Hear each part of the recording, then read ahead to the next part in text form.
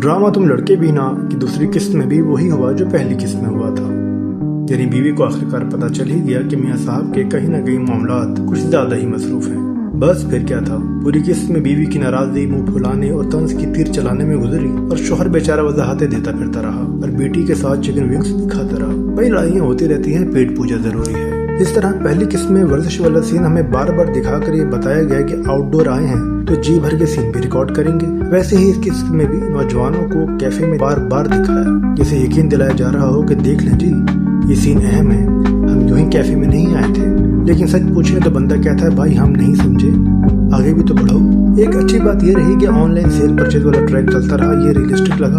आखिर अगर हम सब की आधी जिंदगी तो ऐड टू कार्ट करते ही गुजरती है। अब आते हैं उस नई बात पर जो ड्रामे ने ऐसे पेश की जैसे कोई इंकशाफ कर दिया हो कि कुछ शौहर अपनी बीवियों में अपनी माँ को ढूंढते हैं। अरे भाई ये तो पुरानी बात है, दादी अम्मा के जमाने से चली आ रही है। यह मसला ये था कि इसको किसी नए जाविये से नहीं दिखाया गया, बस सीधा साधा जुमला मार दिया गया और बार बार सुनाया गया।